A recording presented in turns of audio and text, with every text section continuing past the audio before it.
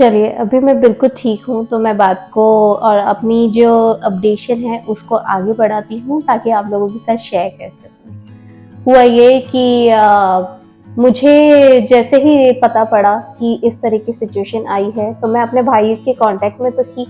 उस टाइम पे पापा भी गए हुए थे इंडिया। फिर वो भी जॉब करते हैं, वो भी छुट्टी लेके गए थे। उसके अलावा बहुत सारे ऐसे फैक्टर्स थे जब मेरे जॉब पे मुझे एक तो जॉब पे ट्रेनिंग चल रही थी, बच्चों का स्कूल चल रहा था। उस टाइम पे बच्चों के स्कूल भी खुल गए थे और बच्चों की डैडी का भी जॉब चल रहा था।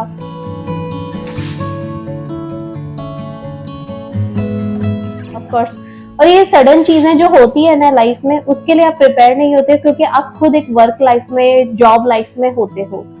और मैं आपको बता दूं कि कोविड के बाद से ना बहुत सारी चीजें चेंज हो गई है। ऐसी चेंज हुई हैं कि आप यूं कह लीजिए कि उस टाइम पे जो कोविड से पहले जो प्राइसेस थे प्लेन वगैरह के, वो अभी कोविड के बाद से पूरे चेंज हो चुके हैं। और अगर आप एडवांस में बुकिंग करवाते हो तो प्राइसेस शायद कम मिल जाए आपको, और अगर आप एंड टाइम पे प्राइसेस फ्लाइट वगैरह बुक करवाते हो तो उसके प्राइसेस अलग होते हैं। पर मैं आप लोगों को बता दूं कि इस तरह की जो सिचुएशन होती है ना, उसके लिए कोई भी प्रिपेयर नहीं होता है। बहुत सारी चीजें होती है लाइफ में। तो पर जब ये इस तरह की सिचुएशन हुई तो उसके बाद मेरे भाई ने मुझे बोला कि एक काम करते हैं, तू अभी रुक जा, मैं बताऊंगा तब तू आ जाना। तो फिर मैं रुकी रुकी रुकी, कोई 20-25 दिन हुए होंगे जब 3 सितंबर को ये सब हुआ था। तो हार्डली कुछ मुझे याद है उस टाइम पे जो डेट थी रफली, वो कुछ 21 सितंबर या 22 सितंबर का टाइम था। कुछ 20-25 दिन हुए होंगे। उस बीच में उसने मुझे कॉल करके कहा कि अब तू आ सकती है। मैं आप लोग यकीन मानेंगे कि मैं अपने मुंह से कुछ बोलूं बच्चों के डैडी को, उनके पास बात हुई तो उन्होंने खुद ने सुबह के टाइम पे मेरा टिकट बुक करवा दिया। मतलब मैं जॉब पे थी और मेरे भाई से मेरी बाद में बात हुई, उसने मुझे कॉल करने के पहले बच्चों की डैडी को कॉल करा था। और जब उनको पता पड़ा कि जीजू ऐसे ऐसे सिचुएशन है और ऐसा ऐसा, मैं घर पहुंचू उससे पहले बच्चों के डैडी ने मेरी टिकट वगैरह सब बुक करा के मुझे बोला कि कल सुबह तुम्हारी फ्लाइट है, तुम निकल जाना। आप लोग यकीन नहीं मानेंगे कि मैं ब्लेस्ड हूँ इस मामले में। एक तो बच्चों के डैडी के साथ जो उन्होंने मुझे बोला करा मेरे लिए, मैं ब्लेस्ड हूँ इस मामले में कि आपको पार्टनर ऐसा मिला जिसे मुझे कुछ बोलने की जरूरत नहीं, वो सिचुएशन देख के समझ गए। मतलब उनकी बात तो उनसे हुई थी, मेरे भाई से हुई थी, लेकिन मेरी जो कंडीशन थी वो देख के समझ गए और उन्होंने मेरी टिकट करवा दी। मेरे बच्चे इतने सडनली एकदम से बड़े हो गए सेकंड्स में, या यूं कह लो कि मुझे बस इतना सेंसेस था कि मैंने बच्चों को बस बताया कि नानी जी की तबीयत ठीक नहीं है, मुझे इंडिया जाना पड़ेगा। ओ मामा, we truly understand that, take care of your mommy, take care of nani ji, hopefully nani ji will be okay, we pray to JJ Baba, we pray to God, she will be fine, you will be fine.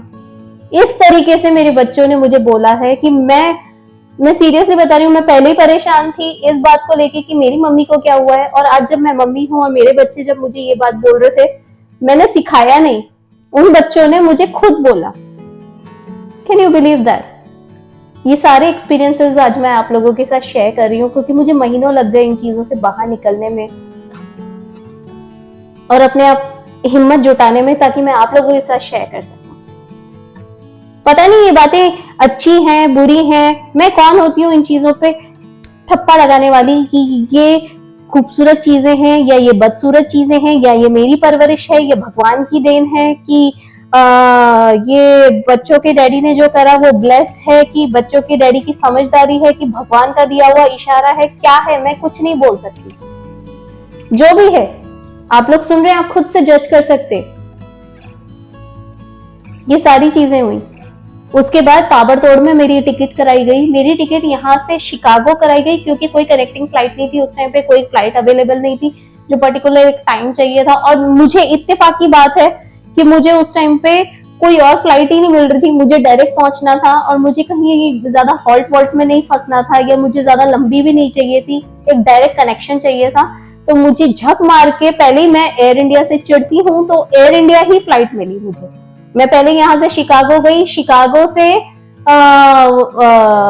Delhi गई, दिल्ली से इंदौर गई, तो ये जो थी ये connecting flight थी हालांकि, पर ज्यादा हॉल्ट ना करना था मुझे, तो उस बीच में, और सबसे सस्ती, सबसे बड़ी बात, सबसे सस्ती फ्लाइट जो थी वो एयर इंडिया थी। और मैं आपको बता दूं कि जो फ्लाइट 1100-1200 डॉलर की होती थी, वो 1100-1200 डॉलर की बजाय हम लोगों को इस बार की पड़ी, मेरी अकेले की आने जाने की, जो कोविड के बाद से बहुत फर्क पड़ गया, वो पूरी की पूरी पड़ी 2700 डॉलर की। तो मेरा नए जॉब पे मैंने जब बात करी तो उन लोगों ने खुद ने मुझे टाइम दे दिया, 1 हफ्ते की छुट्टी लेके गई मैं, 1 हफ्ते में आना जाना करके पूरा कंप्लीट करके, 1.5 दिन इधर 1.5 दिन उधर ऐसे करके, और 4 दिन मेरा इंडिया में मम्मी के साथ।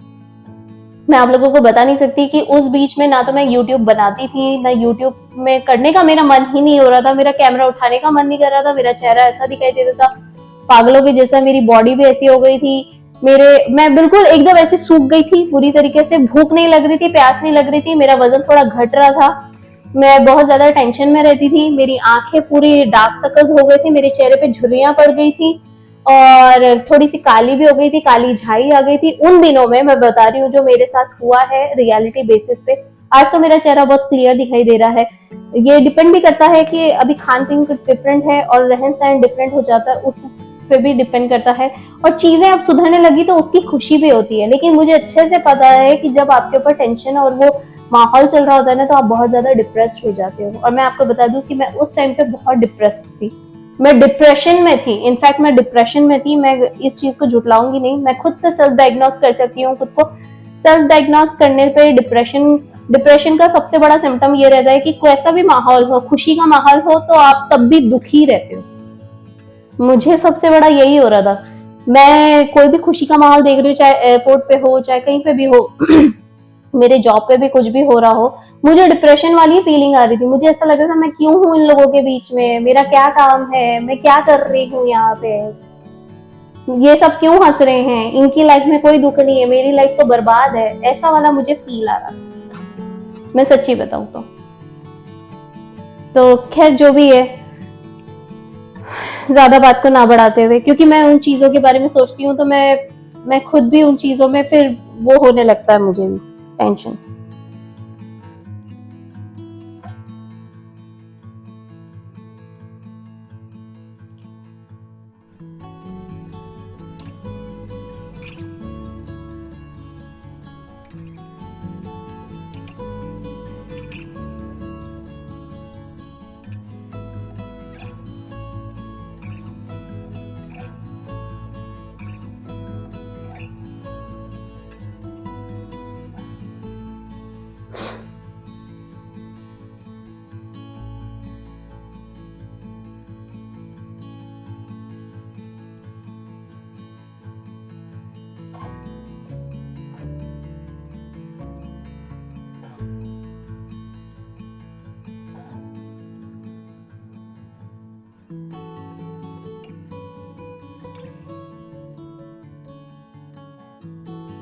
खैर वो टाइम निकला। उसके बाद मैं जब इंदौर पहुंची, तो इंदौर में मम्मी की जो हालत मैंने देखी थी, वो बिस्तर पे लेटी हुई थी, बहुत कम बात कर रही थी, बहुत धीरे बात करती थी, उनका चेहरा ऐसा चेंज हो गया था इस इंसिडेंट के बाद, इस हादसे के बाद उनका चेहरा पूरी तरीके से चेंज हो गया था। वो और पतली हो गई थी, सिकुड़ गई थी, छोटी हो गई थी, उनकी हालत, शरीर पे जो उनकी चमड़ी थी वो बहुत गल चुकी थी, और हाथ नहीं उठा पा रही थी, हाथ उनका ऐसा था टेढ़ा, जो एक लकवे वाले पेशेंट का होता है, आधे चेहरा उनका टेढ़ा था, ऐसे नीचे झुका हुआ था, अलग सा हो गया था। और ऑफ कोर्स ऐसे टाइम पे जो इंसान की पॉटी और शुशु का प्रॉब्लम होता है, तो उनके पास से एक दुर्गंध स्मेल सी आ रही थी। मैं फील कर सकती हूँ वो जो सिचुएशन थी, आज मैं आप लोगों के साथ शब्दों में बयां कर रही हूँ।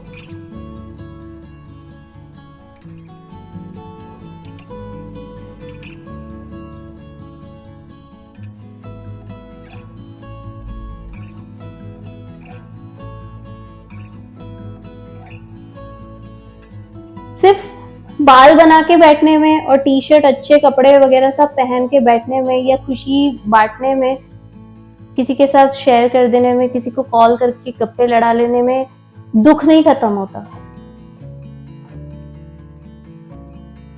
मैं आज आप लोगों को जैसे दिखाई दे रही हूँ, जैसे बात कर रही हूँ, मेरे दिमाग में, मेरी लाइफ में बहुत सारी चीजें हैं जो मुझे झकझोर देती है, इंसान को ऐसे पकड़ के ऐसे ऐसे ऐसे ऐसे ऐसे शेक कर देती हैं ये सारी चीजें।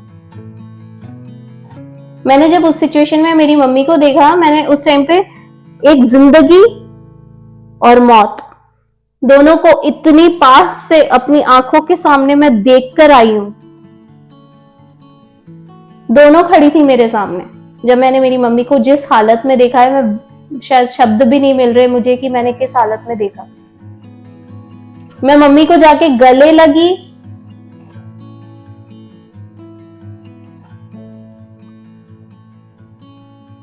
तो मेरी मम्मी ने मुझे सिर्फ इतना ही बोला, तू आ गई, मेरी हालत अच्छी नहीं है, बस तू आ गई। और वो रोने लगी थी, उनके आंख से आंसू आ रहे थे।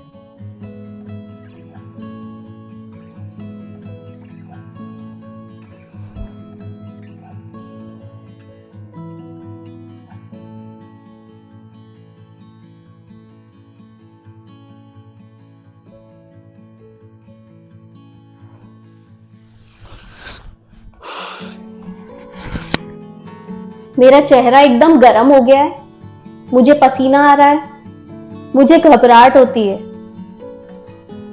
मेरी भी दिल की धड़कन बढ़ जाती है जब मैं इस तरह की चीजों के बारे में सोचती हूँ। सोचने के बाद अपने दिमाग में लाती हूँ और मेरे आंखों के सामने, मेरी आंखें खुली हैं लेकिन मेरी आंखों के सामने वही चीजें चलने लग जाती हैं। लोगों को लगता है मैं उनको देखती जा रही हूँ, लेकिन नहीं, मैं देखती नहीं हूँ। मेरी आंखों के सामने वो सारी चीजें आनी शुरू हो जाती हैं जो हो चुकी हैं, और जो होने वाली है वो भी मुझे दिखाई देता है।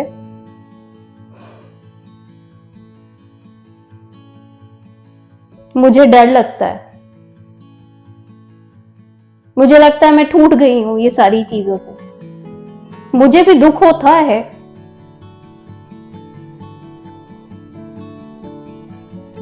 मुझे भी अकेले बैठे बैठे वो सारी चीजें याद आती है। मैं भी इंसान हूं, मैं लोगों से अपनी बात ना करूं तो किससे करूं।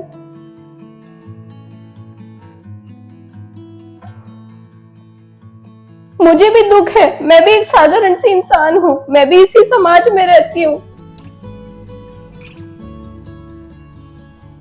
मेरे भी माँ बाप हैं।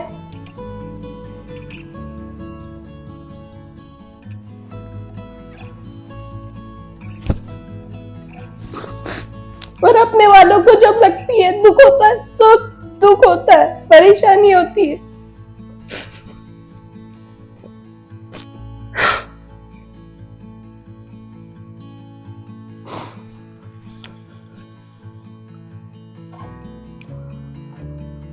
उसके बाद भी हर किसी के सामने आप आंसू दिखा के टूट नहीं सकते हो। हर आंसू झूठा नहीं होता, हर आंसू झूठा नहीं होता, हर दुख झूठा नहीं होता, हर परेशानी झूठी नहीं होती।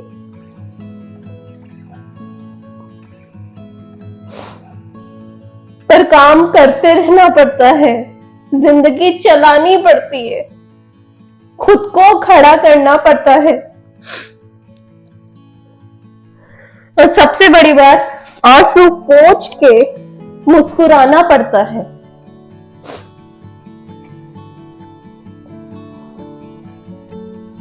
खैर एनीवेज,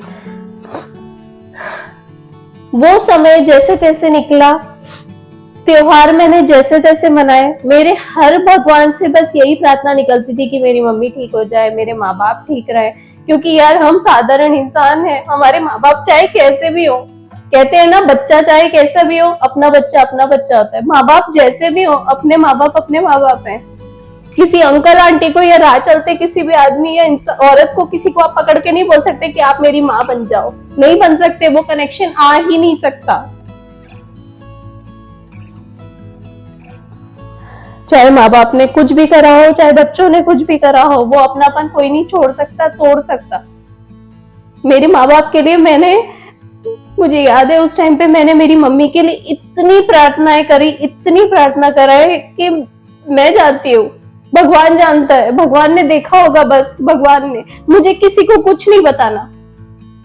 उसका फल ये निकला कि आज मेरी मम्मी मेरे साथ है। बच गई मेरी माँ बच गई, बस और कुछ नहीं चाहिए। वो इतना बड़ा चमत्कार था 45 दिनों का।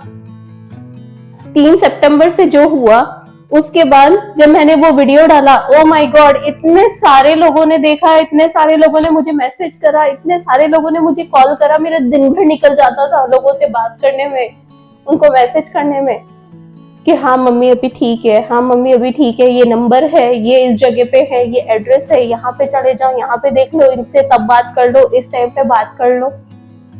बता नहीं सकती। शायद भगवान कहीं ना कहीं मेरी प्रार्थना से बस इतने से खुश हुए कि मेरी माँ को बचा लिया, बस।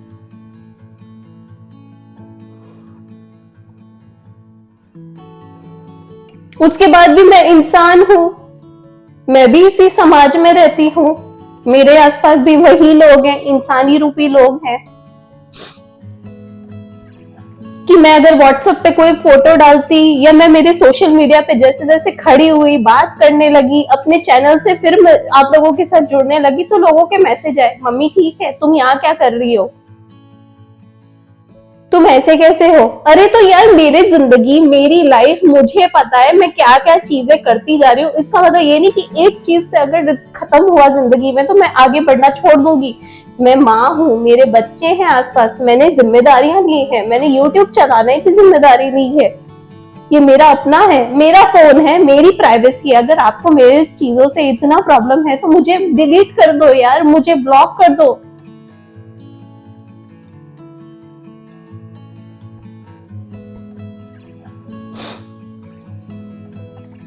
और मैं सच्ची बता रही हूँ, जिन लोगों को भी ये लगता है कि मैं सहानुभूति के लिए रो रही हूँ, लोगों से एक अपनापन चाहती हूँ, झूठ बोल रही हूँ, तो मैं सबसे हाथ जोड़ के विनती करती हूँ कि मेरे सारे दुख आप ले लो, मेरी सारी परेशानियां आपके ऊपर आ जाए, आप ले लो।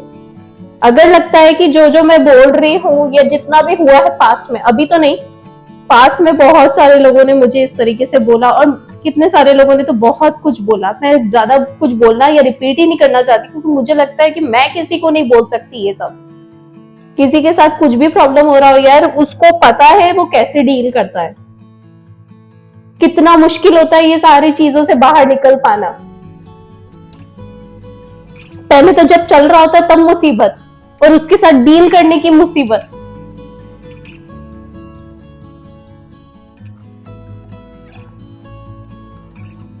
तो मैं कहती हूँ सबसे हाथ जोड़ के कि भाई अगर मैं आपको ना पसंद हूं तो मुझे पूरी तरीके से मुझे ना देखा करो। आपके ना देखने के चक्कर में या देखने के चक्कर में मैं दूसरों की, बाकी लोगों के साथ तो अन्याय नहीं कर सकती जो लोग मुझे पसंद करते हैं। मेरी एक साधारण सी लाइफ है जैसे आप लोगों की साधारण सी लाइफ है। ये पाथ मैंने सिलेक्ट करा है, यूट्यूब पे आने का पाथ मैंने सिलेक्ट करा है, सोशल मीडिया पे आने का पाथ मैंने सिलेक्ट करा है। मेरी लाइफ में जो जो चलता है मैं आप लोगों के साथ शेयर इसलिए करती हूँ ताकि मुझे लगता है कि मैं आप लोगों के साथ अपना दुख बांट सकती हूँ। भाई जब मैं अपनी खुशियां बांट रही हूँ तो मैं अपना दुख ना बांटूंगी। नहीं देखना मत देखो यार, मत देखो, पर मुझे अपने फालतू के कमेंट्स करके मुझे परेशान मत करो। मैं भी परेशान होती हूँ, मुझे भी दुख होता है, मेरी लाइफ में भी बहुत सारी चीजें चलती रहती है। साधारण से इंसान हूं यार, और क्या करूं।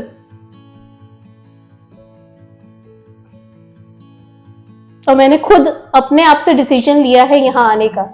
मेरे पति मेरा साथ देते हैं, मेरे बच्चे मेरा साथ देते हैं, मेरे से जुड़े जितने लोग हैं जो मेरा साथ देते हैं। अगर आपको मुझसे नहीं जुड़ना, मुझे टोटली आप अनफॉलो कर दीजिए, मुझे ना देखें। मेरी तरफ से आपको कोई बंधन में नहीं बांध के रखा है मैंने।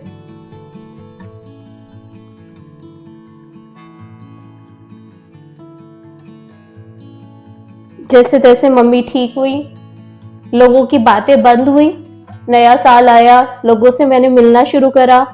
मैं आप लोगों को बता दूं कि वो 4 दिन के लिए जब मैं इंडिया गई थी, मेरी जितनी फ्रेंड्स आप लोगों को दिखाई देती है मेरे यूट्यूब चैनल पे, उन लोगों ने मेरा इतना साथ दिया, कुछ नहीं बोला। वो 4-5 दिनों में मुझसे भी कांटेक्ट में थे, अमर से कांटेक्ट में थे, बच्चों के डैडी से, बच्चों से, उनका खाना पीना, उनको अपने घर ले जाना, बकायदा उनसे बात करते रहना सुबह शाम। और एक एक ने उनको अपने अपने घर पे ले जाके रखा है, घंटों के लिए, एक रात के लिए। बच्चों के इतनी ध्यान रखा, इतनी देखभाल करी है कि अमर ने जब मुझे रिपोर्ट दी तो मुझे यकीन ही नहीं हुआ मुझे बच्चों का और अमर का कि ये सही बोल रहे। मुझे नहीं पता कि इंडिया में किस तरीके से ध्यान रखते हैं, लेकिन मुझे इतना पता है कि यूएसए में अगर आप, और अभी फिलहाल जहां पे मैं हूं, अगर यहाँ पे आप अगर हेल्प मांगेंगे तो आपके लिए ढेर हाथ आ जाएंगे, लेकिन पर आपको हेल्प मांगने की जरूरत है। एक बार अपना हाथ ऐसा करके तो देखो, इतनी सारी चीजें, इतनी सारी हेल्प मिलेगी ना आपको। ये ईश्वर सब देख रहा है और ये कर्मा है, पता है, ये कर्मा है। जो लोग आज आपकी हेल्प कर रहे हैं, आगे चल के आप उनकी हेल्प करने वाले हो, इसीलिए भगवान ने ये सारी सृष्टि रची है। सच में एक बार सोच के तो देखो, एक बार करके तो देखो। जब मुसीबत आए तो एक बार हाथ फैला के तो देखो। कोई छोटा बड़ा नहीं होता इस दुनिया में, और कोई किसी का लेके भी नहीं बैठता, कोई किसी को दे के भी नहीं बैठता, बराबर सबका हिसाब होता चला जाता है। मैं मेरे पर्सनल एक्सपीरियंस आज आप लोगों के साथ शेयर करती जा रही हूँ। आगे भी बहुत सारी चीजें हैं, बहुत सारी बातें हैं जो मैं आप लोगों के साथ शेयर करूंगी। जैसे तैसे 6 महीने इस घर में अच्छे से गुजरे। उसके बाद मम्मी का ये प्रॉब्लम आया, जिससे तैसे उससे संभले। फिर थैंक्स गिविंग पे हमने घर लिया था, तो हमने थैंक्स गिविंग पे सबको पार्टी दी, सबको बुलाया ताकि हमारी खुशियों में शामिल हो। जो जो आ सकते थे वो सभी आए, जो नहीं आ पाए उन सबको बहुत ज्यादा इस चीज का सैडनेस फील हुई कि हम नहीं आ पाए खुशियों में। लेकिन खुशियों में कौन नहीं आना चाहता है, सब आना चाहते हैं। दुख में भी सब आए, सब एक दूसरे की हेल्प करते हैं, सब एक दूसरे की बातें सुनते हैं। और आज जहाँ पे हम जिस मोड़ पे पहुंच गए हैं, यूएसए में या अब्रॉड कंट्रीज में, जहाँ पे अपने लोगों से मिलना तो बहुत दूर की बात हो जाती है, लेकिन जो आसपास के लोग हैं, जो हिंदी वासी है, जो आपसे मदद मांगते हैं, आपकी हेल्प करते हैं, और जो आपके आसपास रहते हैं, जो आपको जानते हैं, वो सभी आपके साथ रहते हैं। कोई किसी का मजाक नहीं उड़ाता। भाई मेरा तो यही मानना है, अगर मुझे कोई दुख बताता है तो मैं किसी के ऊपर हंसती नहीं हूँ। मुझे नहीं लगता कि मुझे हंसने की जरूरत है,